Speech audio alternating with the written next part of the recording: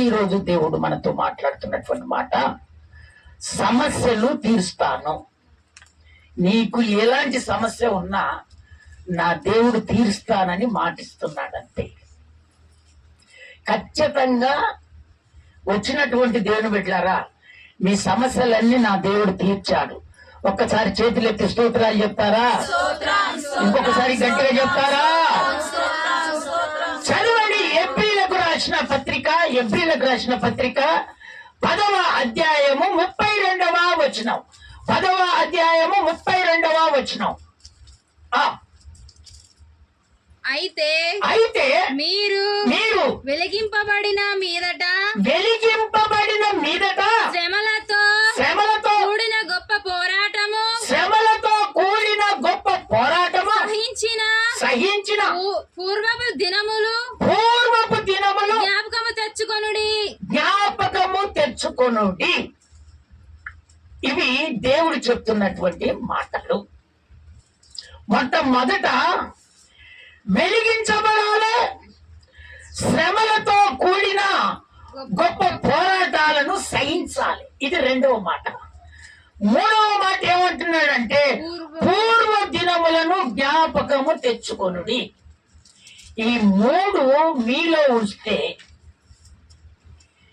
మీకు ఖచ్చితంగా ఏ సమస్యలు దేవుని దగ్గరికి తీసుకొని వచ్చారో, ఏ సమస్యలు తీరాలని ఆశపడుతున్నారో, నా దేవుడు ఆ సమస్యలన్నీ తీర్చాడు.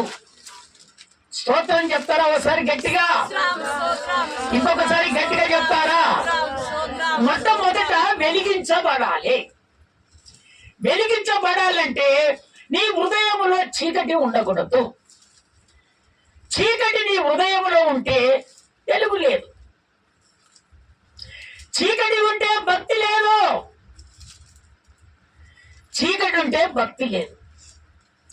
చీకటి నీలో వ్యాపించినప్పుడు నువ్వు వెలిగించబడవు. నీ భక్తి తారుమారైపోద్ది. నీ భక్తి ప్రార్థన చేద్దామని ముందుకు వెళ్తావు, కానీ నీ జీవితం అంతా లోక ఆశలోనికి వెళ్ళిపోద్ది. దేవుని మీద భక్తి కనపరచదు. అందుకనే దేవుని బిడ్డలారా, మొట్టమొదట వెలిగించబడాలి. దేవుడు, మనం మొట్టమొదట పాట పాడుతున్నాం ఆరాధనలో, వాక్యము పాదములకు దీపమై వెలుగుతుంది. స్తోత్రం చెప్తారా? ఒకసారి గట్టిగా, ఇంకొకసారి గట్టిగా చెప్తారా? దేవుని బిడ్డలారా, దేవుడు చక్కగా చెప్తున్నటువంటి మాటలా జాగ్రత్తగా మీరు ఆలకించండి. దేవుడు చెప్తున్నటువంటి మాటలు ఇదిగో, నువ్వు నడుస్తున్నప్పుడు దేవుని వాక్యము దీపమై వెలుగుతున్నట. అయితే నీ చీకటి బ్రతుకులు పోవాలంటే దేవుని వాక్యము నీ హృదయములో నిలవాలి. అప్పుడు చీకటి బంధకాలని పోయి నువ్వు వెలుగుమాయముగా అయ్యి దేవుని దగ్గర ఏ సమస్యనైతే తీర్చాలని ఆశపడుతున్నావో దేవుడు ఆ సమస్య వితిన్ ఖచ్చితంగా నా దేవుడు తీరుస్తాడు. అది ఎలాంటి సమస్య అయినా సరే నా దేవుడు ఖచ్చితంగా తీరుస్తాడని మాట ఇస్తే మాట తప్పే దేవుడు కాదు. మనుషులు వెనక ముందు చేస్తారు, కానీ నా దేవుడు మాట ఇచ్చాడంటే ఆ మాట ప్రకారంగా ఖచ్చితంగా నా దేవుడు చేస్తాడు. చూడండి, ఒక స్త్రీ ఏం చేస్తుందో మనం తెలుసుకుందాము.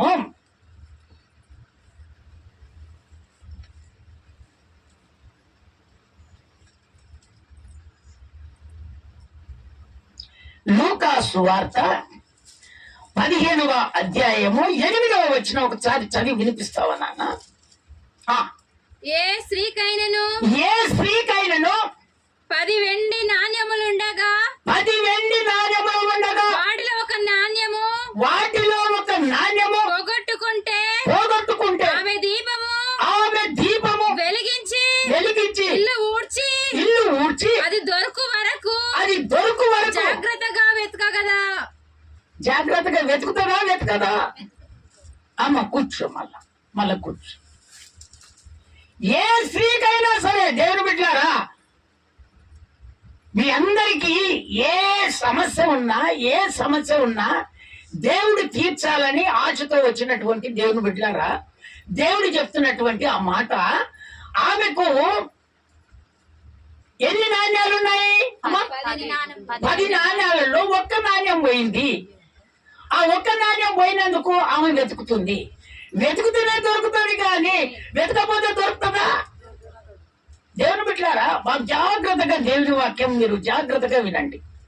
కొంతమంది ఏం చేస్తారంటే, సరేలే పోనీలే.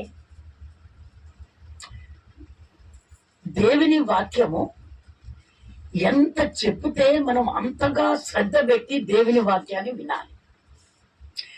దేవుని వాక్యము అరదు దొరకట్లేదు. ఇప్పుడు సత్యమైనటువంటి మాటలు దొరకట్లేదు. అది దొరికినప్పుడే నువ్వు భుజించాలి, అది దొరికినప్పుడే నువ్వు తినాలి. అప్పుడు నీ మనోనేత్రాలన్నీ వెలిగించబడతాయి, నీ కార్యాలన్నీ దేవుడు సఫలపరుస్తాడు. ఆమె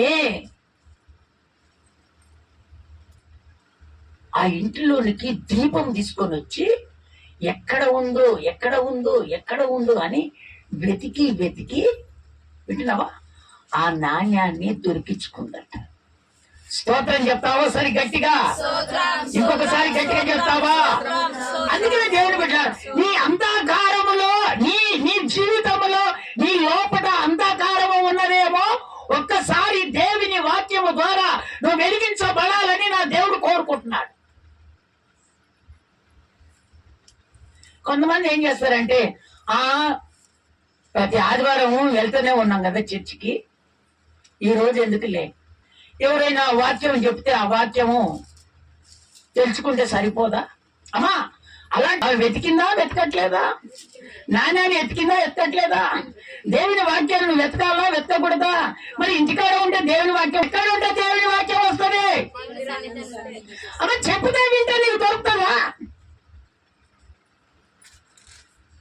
ఆ వాక్యం నీకు దొరుకుతుంది. ఆ వాక్యానుసారంగా నువ్వు జీవించగలుగుతావు. అందుకనే దేవుని బిడ్డలారా, ఒక మాట కిందికి చదువు, ఆ నుంచి కిందికి చదువు నాన్న, ఒక మాట చదువు. అది దొరికినప్పుడు తన చెల్లికత్తెలను నాతో కూడా సంతోషించుడి, నేను పోగొట్టుకున్న నాణ్యాన్ని దొరికేదని వారితో చెప్పాను కదా. ఆ పోగొట్టుకున్నటువంటి ఆ నాణ్యము దొరికింది. ఇప్పుడు ఈ పల్లెటూర్లలో ఈ సత్యమైనటువంటి వాక్యము దొరకాలంటే చాలా కష్టం. ఈ వాక్యాన్ని వినాలని ఆశపడతారు, కానీ ఈ సాతానుడు ఏం చేస్తాడంటే ఆ వాక్యాన్ని విననీయకుండా ఏదో ఒక రకంగా ఎలవేసేస్తాడు, కాలు బట్టి గుంజేస్తాడు. అసలు రాని ఈ వాక్యం తెలుసుకుంటే ఈ జీవితాలని మారుతాయి కదా. కుటుంబాలు ఈ పైన కుటుంబాలని ఈ వాక్యం ద్వారా లేస్తాయి కదా, తెలుగు వచ్చేస్తాయి కదా, జ్ఞానం వచ్చేస్తుంది కదా, ప్రార్థన చేసినప్పుడు ప్రతిదీ దేవుడు అనుగ్రహిస్తాడు కదా అని ఈ తెలివి రాకుండా ఈ వాక్యాన్ని ఏం చేస్తాడంటే వాడు కమ్మేస్తాడు, రానియకుండా చేస్తాడు.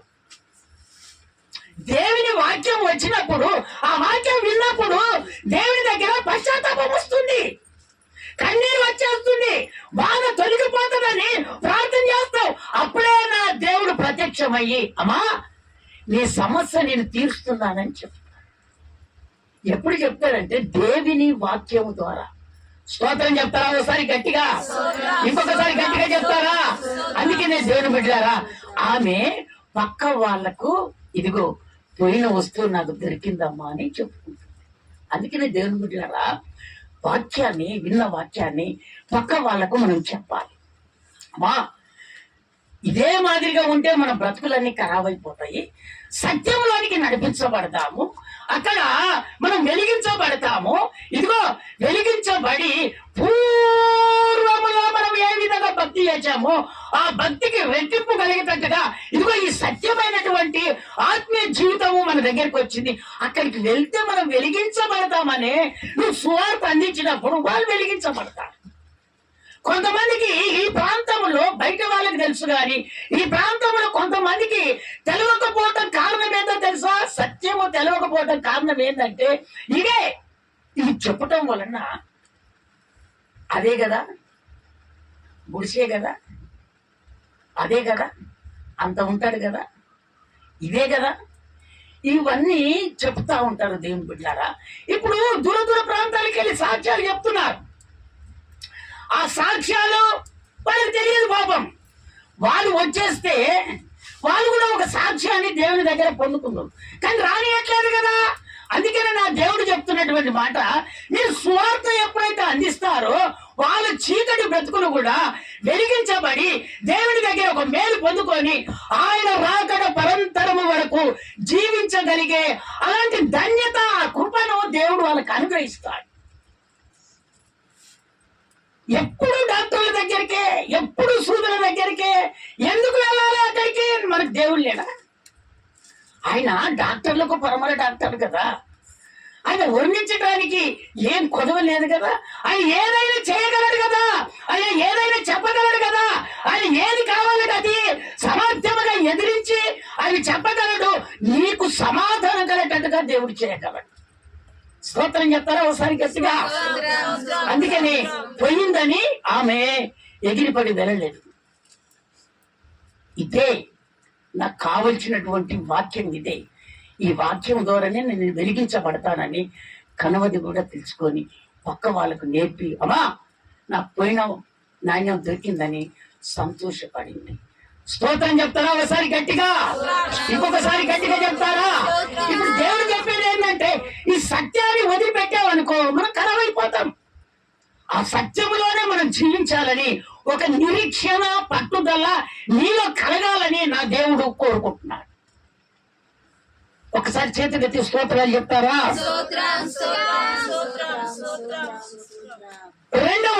రెండవదిగా శ్రమలతో కూడిన గొప్ప పోరాటాన్ని సహించాలి. యేసు ప్రభును నమ్ముకున్నప్పుడు దేవుని బిడ్డలారా అనేకమైనటువంటి శ్రమలు వస్తాయి, పోరాటాలు వస్తాయి. వాటిని అన్నిటినీ మనం సహించుకోవాలి. చూడండి, మనము ఆ దేవుని సన్నిధికి వెళ్ళేటప్పుడు ఎంతో మంది ఎగతాళి చేస్తారా చేయరా? ఎంతో మంది ఎగతాళి చేస్తారు. అమ్మో ఇవి వెళ్తుంది కానీ ఈ కార్యం, అమ్మో ఇవి చూడమ్మా ఇంకా తెల్లటి బత్తాలు వేసుకొని పోతుంది, ఇంకా ఇవి ఇంతవరకు పోయింది కానీ ఏ కార్యం జరగట్లేదు. ఎంతో మంది హెచ్చరి చేస్తా ఉంటారు. అవి ఎందుకో తెలుసా? అదొక శ్రమ. శ్రమ దేనికో తెలుసా? మేలుకోరానికి. స్తోత్రం చెప్తారా ఒకసారి గట్టిగా? ఈ పోరాటాలను పోరాడాలే. వాళ్ళతో నీకే పని, లోకంతో నీకే పని. చేయగలిగిన దేవుడు మనలో ఉన్నప్పుడు మనం ఎందుకు లోకానికి చెంకాలి? అసలు లోకంతో నీకేం పని? వాళ్ళు యేసు ప్రభునే దూషించారు, మనల్ని దూషించాలి. యేసు ప్రభునే దూషించారు, మనల్ని ఎందుకు దూషించారు? అందుకనే లోకముతో నువ్వు పెట్టుకోవద్దు. లోకములో ఎన్ని శ్రమలు కలిగినా, ఎన్ని పోరాటాలు వచ్చినా, నువ్వు ఎక్కడైతే నిలబడ్డావో, ఏ చోట్లయితే నిలబడ్డావో, ఆ సత్యానికి అనుకూలంగా నువ్వు నిలబడ్డావో, అదే ప్రారంభం నుంచి ప్రభు రాకడ పరంతరము వరకు ఆ సత్యములోనే నువ్వు నిలబడాలి. అది దేవుని భక్తి. అది అమ్మా 100 రూపాయలు ఇస్తున్నాడు రాండి. నేను ఇక్కడికి వచ్చిన కొత్తలో 10,000 ఇచ్చి కూడా బాప్తిసం తీశారు చెడగొట్టాలని. మన విశ్వాసము దేవునితోనే. స్తోత్రం చెప్తారా ఒకసారి గట్టిగా? ఇంకొకసారి గట్టిగా చెప్తామా? మన దగ్గర కొత్తూరు చర్చి వాళ్ళు రాలేదా? వచ్చారా రాలేదా? వాళ్ళు చైర్మన్ వాళ్ళందరూ వచ్చారు. అయ్యా మా మందిరం ఇస్తాము, మీరు సేవ చేసుకోండి అయ్యా అని. నెలకు 10,000 20,000 ఇస్తామయ్యా అని అన్నారు. అయ్యా అది నా తలంపు కాదు, నా తలంపు ఇది. అది గుడిసె గాని పాక గాని దేవుడిచ్చినటువంటి తలంపులోనే నేను ముందుకు వెళ్తానని మాటిచ్చాను. వాళ్ళు వెళ్ళిపోయారు. మన పరిచర్య ఈ విధంగానే కొనసాగుతుంది. చప్పట్లు కొట్టడం ఒకసారి గట్టిగా. ఇది నిజమా అబద్ధమా? ఇది నిజమా అబద్ధమా? ఇది నిజమా అబద్ధమా? ఏమా నిజమా అబద్ధం? అందుకనే ప్రతి దానికి మనము అటు ఇటు ఉండకూడదు. దేవుని బిడ్డలారా, మీరు జాగ్రత్తగా దేవుని వాక్యం వినండి. ఎక్కడ ప్రభు మనకు మేలు చేస్తాడో అది వెతకాలి. ఇంకోటి ఏంటంటే, సేవకుడు నడిపించే సేవకుని సాక్ష్యం ఎలాంటిదో కనుక్కోవాలి. ఈ రెండు మీరు పట్టుకొని ముందుకు వెళ్ళాలి. ఇది సత్యమైన బోధ కాదా? ఇక్కడికి వెళ్తే మనము ఆధారం కలుగుతుందా, కలగట్లేదు, దీన్ని క్యాచ్ చేసి మీరు ఫాలో కావాలి, ప్రభుని అడగాలి. ఎంతమంది మన దైవ సేవకులు చెప్తున్నారు, వచ్చేసి ఎంతమంది వచ్చి చెప్తున్నారు, అయ్యా మేము ప్రార్థన చేసేసరికి మీరు మాకు అవపడుతున్నారు అయ్యా అంటే. ఎందుకు అవపడతాం అంటే, మన భక్తి ఆ విధంగా, అంటే నా అంతటా నాది కాదు, మీరు చేస్తున్న ప్రార్థన ద్వారా దేవుడు నన్ను ఆ విధంగా వెతికిస్తున్నాడు. స్తోత్రం చెప్తారా ఒకసారి గట్టిగా? ఇంకొకసారి గట్టిగా చెప్తారా? ఇంకొకసారి గట్టిగా చెప్తారా? అందుకనే దేవుని బిడ్డలారా, శ్రమలు వస్తాయి, శ్రమలు వస్తాయి, ఇదిగో పోరాటాలు వస్తాయి. నువ్వు జయించాలని నా దేవుడు కోరుకుంటున్నాడు అంతే. అప్పుడు నువ్వు జయాన్ని పొందుకుంటావు. శ్రమలు ఎప్పుడైతే అనుభవిస్తావో ఆ పోరాటాలను నువ్వు ఎంబటే జయించేస్తావు. ఆ శ్రమలు ఎప్పుడైతే అనుభవిస్తావో విజయము వెంటనే దేవుని సన్నిధి నుంచి వచ్చేస్తాం. చదవండి, దేవుని వాక్యంలోనికి మనం వెళ్తాము. దేవుని వాక్యంలోనికి వెళ్తాం. హెబ్రీయులకు రాసిన పత్రిక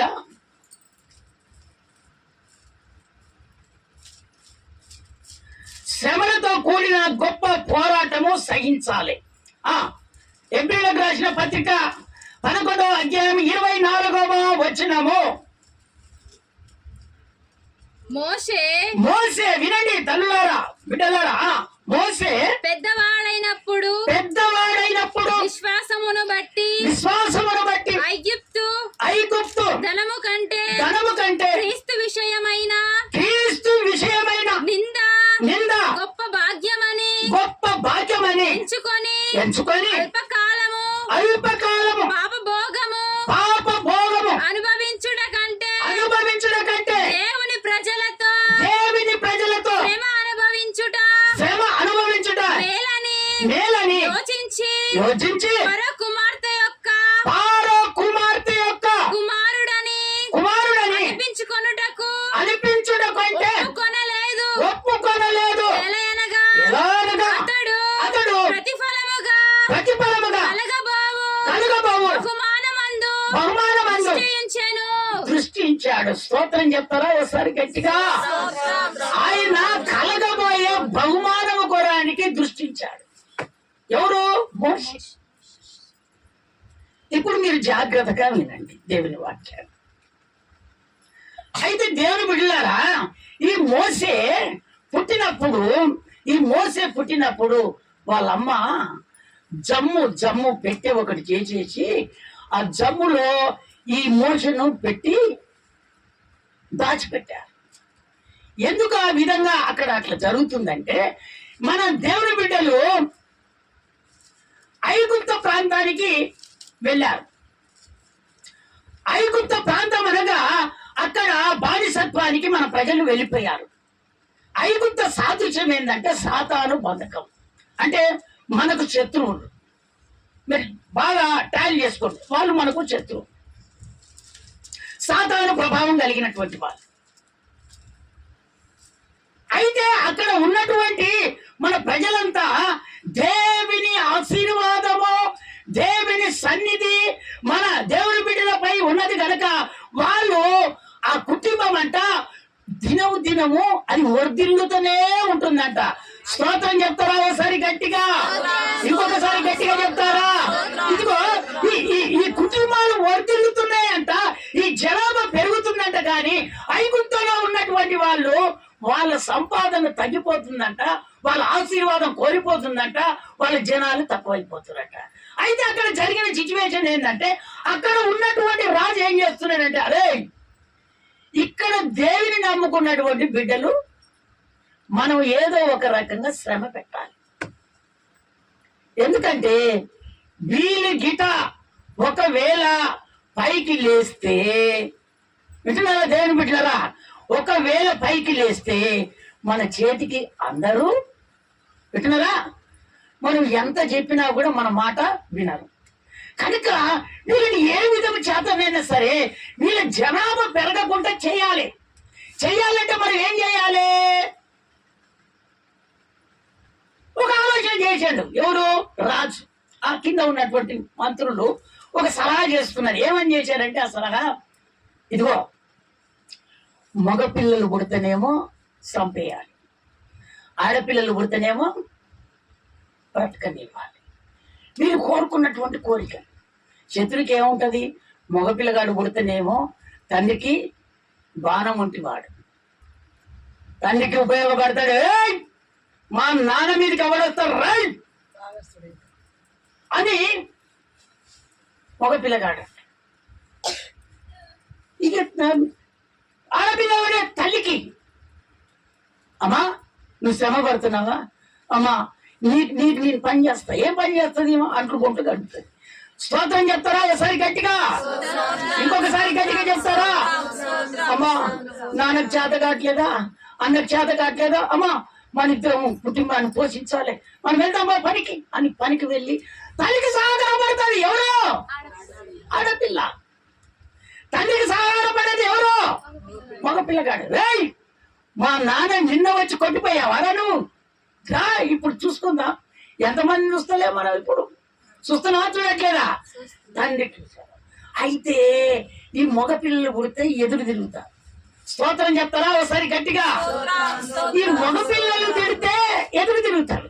మన బ్యాచ్ ఇది వరకు మగపిల్లలే. ఈ చర్చి మొత్తం నిండేది మగపిల్లలు. స్తోత్రం చెప్తారా ఒకసారి గట్టిగా? మొదట మన మందిరంలో అంతా యవనస్తుల పిల్లలు మగపిల్లలే. సరే, ఆ దుష్టుని ఆ కళ్ళు ఏ విధంగా ఉంటాయంటే, వాడు కన్ను పెట్టాడంటే అప్పటికప్పుడే దాన్ని ఖరాబు చేసేస్తాడు. ఎవ్వరికి తెలియకుండానే ఖరాబు చేస్తాడు. అందుకని దేవుని బిడ్డలారా, మీ పిల్లలను కొంచెం జాగ్రత్తగా ఉంచుకోవాలని దేవుడు ఈ రోజు మీతో మాట్లాడేది.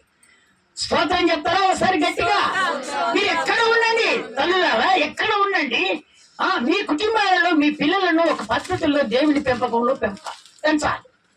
ఎందుకంటే సాతానుడు కుయుక్తపరుడు. నీకు నీ కుమారుడికి కొట్లాట పెడతాడు, తల్లికి కొడుకు కొయ్యాటం అవుతుంది, పెట్టినారా బంధువులకు కొట్లాటం అవుతాయి. ఎందుకంటే ఆడు ఏదో ఒక రకంగా వాడు గొడవలు సృష్టించేస్తాడు. అందుకని ఒక్క పిల్లలను కూడా రానియకుండా వాడు కథం చేశాడు. ఎందుకు చేశాడంటే, ఈ పిల్లలు ఎదిగితే, వాక్యం అర్థమవుతుందమ్మా? వాక్యం అర్థమవుతుందా? ఈ పిల్లలు ఎదిగితే ఏదైనా వచ్చినప్పుడు వీళ్ళు ఏం చేస్తారు? నిలబడతారు. అందుకని వీళ్ళని ఏం చేయాలి? ఏదో ఒక రకంగా సిగరెట్లు బ్యాచ్ చేయాలనా, కోటల్లో బ్యాచ్ చేయాలనా, డ్రగ్స్ బ్యాచ్ చేయాలనా, గంజాయి బ్యాచ్ చేయాలనా, క్రికెట్ బ్యాచ్ చేయాలనా, వాలీబాల్ బ్యాచ్ చేయాలనా, ఏ రకంగా చేయాలి అని దృష్టి ఆల్రెడీ పూనుకొని ఉంటాడు. ఏరా చర్చికి రాలేదంటే క్రికెట్ ఆడబోయాను, ఏరా చర్చికి రావట్లేదంటే నేను ఏటికి స్నానానికి వెళ్ళాను, ఏరా చర్చికి రాలేదంటే వాళ్ళు దొరకటానికి పోయాం. ఇవన్నీ ఎందుకు తయారైతాయి అంటే వాడు ఆల్రెడీ ఎరవేస్తాడు. వాడు ఎవరికి తెలియదు. వాడు పొజిషన్ ఏంది? నేను ఏ విధంగా ఉంటున్నానో ఈ పిల్లలు కూడా ఆ విధంగా ఉండాలి. ఉద్యోగం కొట్టద్దు, చదువులు చదవద్దు, ఓ మంచి ఫ్యాక్టరీలో ఉద్యోగాలు చేయొద్దు, ఒక గవర్నమెంట్ ఉద్యోగం కావద్దు, ఒక కలెక్టర్ కావద్దు, ఒక డాక్టర్ కావద్దు, ఒక న్యాయవాది కావద్దు. వాళ్ళ బ్రతుకులు ఆ విధంగానే ఉండాలని వాళ్ళు నెరవేరుతారు. కానీ ఇది ఏం చేస్తారు? వీళ్ళు తెలుసుకోరు. వీళ్ళు తెలుసుకోక ఏం చేస్తారు? పిలిచారా కొడగా పోయినా పోండి, ఏం కాదు అని మన పిల్లల్ని ఏం చేస్తున్నారంటే ఈ విధంగా మనం ప్రోత్సాహం చేయటం వలన మన కుటుంబానికి ఆ దరిద్రం కలుగుతుంది. మనం ఎదగపోవడం కారణం ఏంటి? అసలు జరిగే సిచ్యువేషన్ అది. ఆ సిచ్యువేషన్ అనుకోకుండా మనం ఏం చేస్తామంటే ఉరుకులాడుతూ ఉంటాం. స్తోత్రం చెప్తారా ఒకసారి గట్టిగా? అందుకని అక్కడ మగ పిల్లలు పుట్టగానే చంపేయటం మొదలు పెట్టాలని మంత్రస్థానిలు అప్పట్లో ఉన్నారు, ఇప్పుడు లేవు. అప్పట్లో మంత్రస్థానిలు, అమ్మా మంత్రసానులు మేము కూడా చూసాం. మంత్రసానులు ఎవరైనా కనాలంటే మంత్రసాన్ని తీసుకొని వస్తారు. అప్పట్లో అక్కడ ఈ పిల్లలు కనాలంటే మంత్రసానులకు ఈడు ఎరవేశాడు. ఇక్కడేమో యవనస్తులకి ఎరవేశాడు. వాడు అక్కడ ఏం చేశాడంటే ఈ కంటారు చూసిన మంత్రసానులకు ఎరవేశాడు. అమ్మా మీరు ఒకటే, నేను చెప్పేది ఒకటే, మీరు మాత్రము మగపిల్లగాడు పుడితే సంతోషేయండి, సంతోషేయండి అంతే. ఆడపిల్ల పుడితే బక్కనియండి. ఆడపిల్ల ఏదో అంటే పోద్ది. ఇప్పుడు ఆడపిల్లలు ఏం తక్కువ ఏం కాలేదు, మగోళ్ళకి ధీటుగా ఉన్నారు. స్తోత్రం చెప్తారా ఒకసారి గట్టిగా, ఇంకొకసారి గట్టిగా చెప్తారా? ఇప్పుడు వాళ్ళు కూడా జ్ఞానం, తెలివితేటలు. మగపిల్లగాడు ఇద్దరు కొడితే ఇప్పుడు ఆడపిల్లలు నలుగురిని కొడుతారు. స్తోత్రం చెప్తారా ఒకసారి గట్టిగా? ఇదంతా ఎవరి కృప? యేసు ప్రభు కృప. కొట్టా చప్పట్లు. ఇదంతా ఎవరి కృప? యేసయ్య కృప, యేసయ్య జ్ఞానము, యేసయ్య తెలివి. అందుకనే దేవుని బిడ్డలారా, ఈ రోజులలో మనకు ఒక విధమైనటువంటి పొజిషన్కి వస్తున్నామంటే మన కారణము సజీవుడైన యేసు. ఇప్పుడు చూడండి, ఆ మంత్రసానులు వాళ్ళకి చెప్తున్న చిన్న చాట్కట్లు చెప్పుకుంటూ వచ్చేస్తాను. ఆ మంత్రసానులకు చెప్పినప్పుడు ఆ మంత్రసానులు వాళ్ళకి చెప్పే పరిస్థితులు ఏంటంటే, ఆల్రెడీ వీళ్ళు ఒప్పందం చేసుకున్నారు. ఒప్పందం చేసుకున్నప్పుడు దేవుడు దర్శించాడు ఎవరిని? మంత్రసానులు. మళ్ళీ ఈ మంత్రసానులు ఎవరు తీసుకున్నారో తెలుసా? దేవుని అంగీకరించిన బిడ్డలనే, మళ్ళీ వేరే వాళ్ళని కాదు. మళ్ళా అది సాతానుడు మనకే కైలాటం పెడతాడు. మీకు అర్థమవుతుందా దేవుని వాక్యం? అమ్మా అర్థమవుతుందా? వాడు దుష్టుడు ఎవరిని తీసుకోడు, మళ్ళీ మనోళ్ళనే తీసుకుంటున్నాడు. వింటున్నావా? మనోళ్ళని తీసుకొని ఏం చేస్తాడంటే వాడు మన మీదకే ఉచ్చుకోలేపుతాడు. అయితే ఈ బిడ్డలు సత్యంలో నిలబడిన కాబట్టి దేవునికి ప్రార్థన చేసినప్పుడు దేవుడు దర్శించి, ఇదిగో వీళ్ళు నా బిడ్డలు, మీరు నా బిడ్డలు, నేను ఏ విధంగా చెప్తున్నో మీరు ఆ విధంగా చెయ్యండి అని దేవుడు మాట్లాడగానే వీళ్ళు వెళ్ళి వాళ్ళకి చెప్తే, ఇదిగో ఏమా అంత మగపిల్లలు పుడుతున్నారంటే, అయ్యా ఎబ్రీ స్త్రీలు వాళ్ళు చురుకైనటువంటి వాళ్ళు. వాళ్ళు ఎలాంటి వాళ్ళంట? చురుకైనటువంటి వాళ్ళు. దేవుని బిడ్డలు ఎలాంటి వాళ్ళు? చురుకైనటువంటి. 12 గంటల ప్రార్థనకు రాకు, వింటున్నావా? ఒకటైపోయింది కదా, ఇంకెందుకు ప్రార్థన, వెళ్ళిపోదామని ఆ పనులు మీరు చేయకండి. దేవుని నమ్ముకున్న బిడ్డలు ఎలాంటి వాళ్ళంట? చురుకైనటువంటి వాళ్ళు. నువ్వు ఎన్ని గంటలకు ప్రార్థనకు రావాలి? 10 గంటలకు ప్రార్థనలో ఉండాలి. ఎన్ని గంటలకు ఉండాలి? చురుకైన వాళ్ళు ఏ విధంగా ఉంటారు? అవసరం అనుకుంటే నీళ్ళు లేకపోతే ముఖం కడుక్కొనైనా రావాలి దేవుని సన్నిధికి. అర్థమవుతుందా తల్లులారా? ఈ రోజులలో నీళ్ళు లేకుంటే ఏడ ఉండవు. ఎక్కడో కుంటల్లో, బావుల్లో ఎక్కడో ఉంటాయి. ఒకవేళ కరెంట్ రాకపోతే మనం అందరం చేసిన వాళ్ళం కదా, అర్థం కాలే. మనకు స్టార్ట్ ఇక్కడ నీళ్ళే లేవు. నీళ్ళు లేవు, మనకు నీళ్ళున్నాయమ్మా. అమ్మా ఎవరున్నారు కొత్తలో? అమ్మా ఎలిజబెత్ స్తోత్రం చెప్పు, ఒకసారి చేయి పెట్టి ఇంకొకసారి గట్టిగా చెప్పు.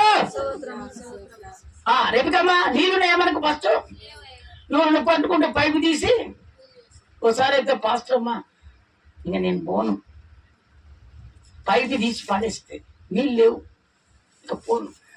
అప్పట్లో ఈ సత్యం తెలియక, పాపము వాళ్ళని మనం అనవద్దు, సత్యం తెలియక, దేవుని ప్రేమ తెలియక, దేవుడు ఏ విధంగా బోధ ప్రకటిస్తాడో తెలియక, ఆయన నామాన్ని ఏ విధంగా స్మరిస్తారో తెలియక, వాళ్ళు చెప్పిన మాటలు విని ఆ ప్రకారంగా చేస్తారు వాళ్ళు.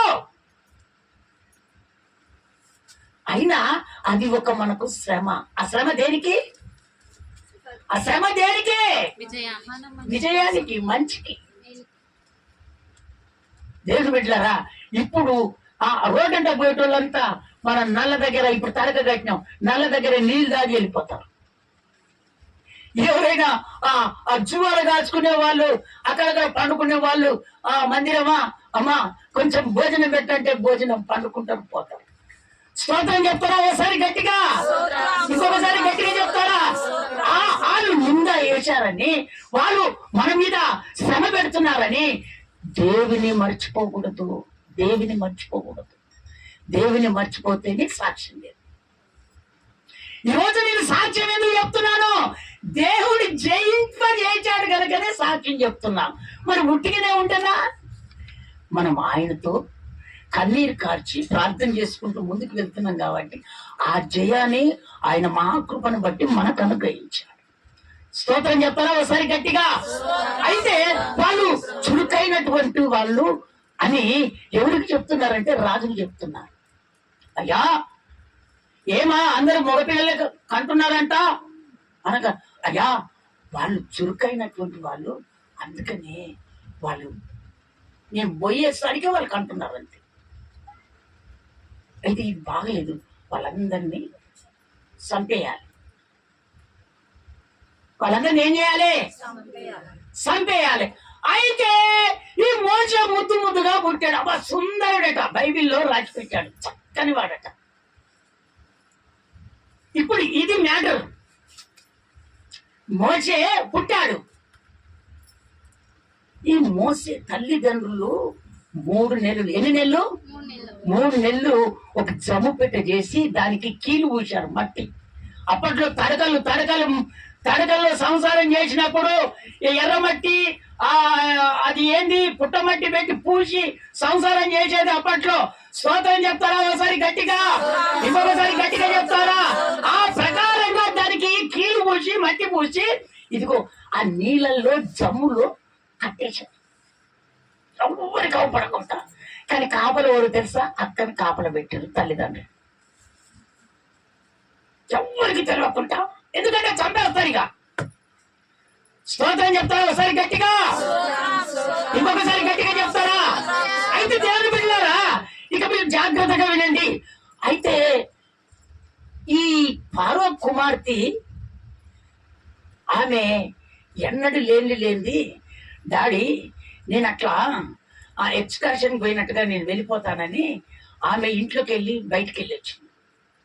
ఆ వెంట ఆమె కింద పని వాళ్ళు, చెలికత్తెలు ఉంటారుగా, ఆమెకు నీళ్ళు ఇచ్చేవాళ్ళు, బట్టలు చూసేవాళ్ళు, బట్టలు ఉతికేవాళ్ళు, ఆమె పరిచర్య చేసే వాళ్ళందరూ ఉంటారు కదా.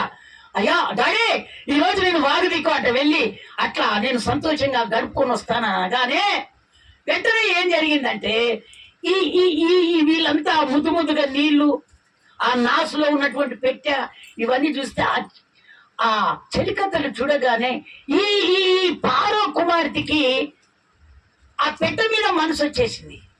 అమ్మా అదేందో పెట్టె తీసుకురాగనగానే ఆ పెట్టె నింపితే ముద్దుల బాలుడు ఉండాల. స్తోత్రం చెప్తారా ఒకసారి గట్టిగా? పిల్లలు లేనటువంటి దేవుడు బిడ్డలారా, నా దేవుడు ఖచ్చితంగా గర్భ ఫలాలను దేవుడు అనుగ్రహించబోతున్నాడు.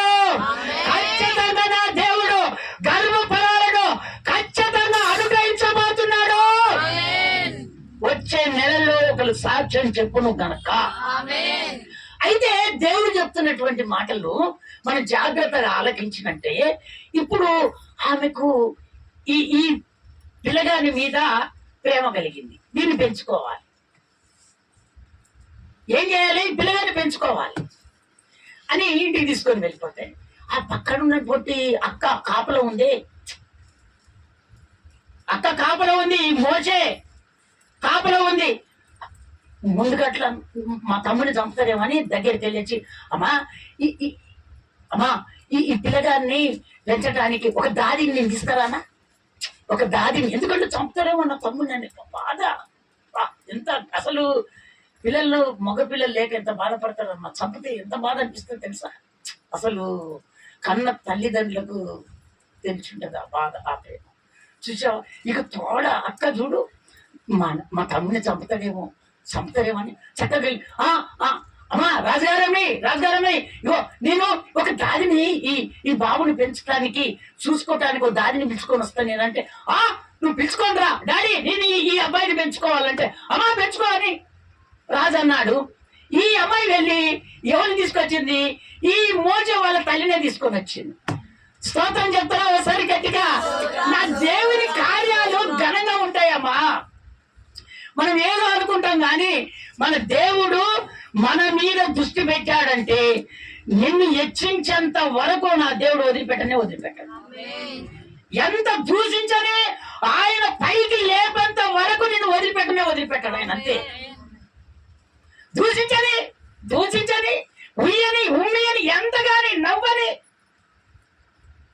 నీకు ఏం లేదని నీకు పని లేవనని నీకు ఎన్నో విధాలుగా బాధ పెట్టని సహించు ఈ పోరాటాలని సహిస్తున్నాడు అక్కడ. అప్పుడు ఆ పిల్లగాడు పెద్దగైన తర్వాత